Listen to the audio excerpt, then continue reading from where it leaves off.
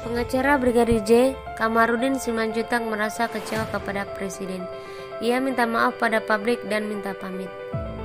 Namun sebelum kita lanjut, jangan lupa untuk menekan tombol subscribe dan mengaktifkan tombol lonceng. Kalau sudah, mari kita lanjut. Pengacara Brigadir J, Kamarudin Simanjuntak menyampaikan permohonan maaf kepada publik lantaran belum bisa menuntaskan kasus pembunuhan kliennya. Meski telah berusaha maksimal dengan mengorbankan baik materi, pikiran, dan waktu, akan tetapi kasus ini masih jalan di tempat. Saya betul-betul minta maaf. Saya sudah berjuang dengan mengorbankan segalanya, baik pikiran, materi, maupun waktu. Saya membiayai semua ini, tetapi bukan bermaksud mengungkit-ungkit itu, kata Kamarudin. Ia pun sudah tak bisa berbuat apa-apa lagi karena ayah Brigadir J, Samuel, juga sudah lelah untuk menuntaskan kasus tersebut. Kemarin saya ke Jambi, beliau berpesan, "Sudah cukup Pak, kami sudah cukup capek. Kami mendengar aja capek."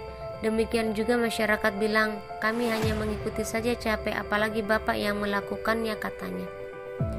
Meskipun begitu, ia mengaku tidak keberatan dengan hal tersebut.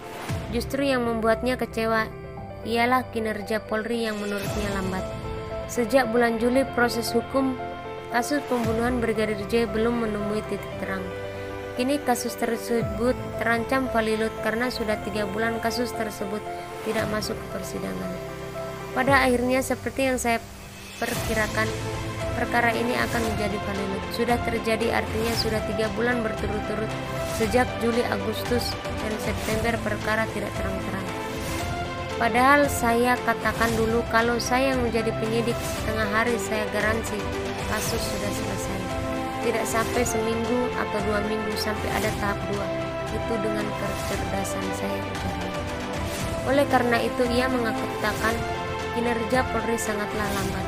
Menurutnya seharusnya sudah ada 30 orang yang ditetapkan sebagai tersangka. Namun hingga hari ini hanya 5 tersangka utama. Menurutnya, kelambatan proses hukum kasus pembunuhan Brigadir J ini tidak lepas dari sikap Presiden Joko Widodo yang menyerahkan sepenuhnya kasus tersebut kepada Polri. Menurutnya, Presiden tidak cukup hanya memberikan instruksi untuk membuka kasus ini secara terang-terangan, termasuk kepada publik. Presiden membiarkan Polri terjebak dalam lumpur itu. Akhirnya sampai dengan hari ini mereka terjebak tidak bisa keluar. Kemudian ia pun berpesan agar masyarakat dapat belajar dari kasus tersebut dengan memilih pemimpin yang baik dan bertanggung jawab pada pemilihan umum 2024. Kemudian sebenarnya kalau saya perhatikan lebih banyak orang baik di negara Indonesia ini, tetapi tidak peduli. Terbukti ketika saya ke daerah, dari anak-anak sampai dewasa, baik tidak berkerudung sampai yang berkerudung, semua tak ada malu-malu memeluk saya, memeluk dan mengatakan terima kasih Pak.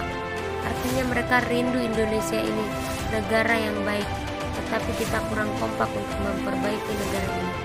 Oleh karena itu kita harus kompak.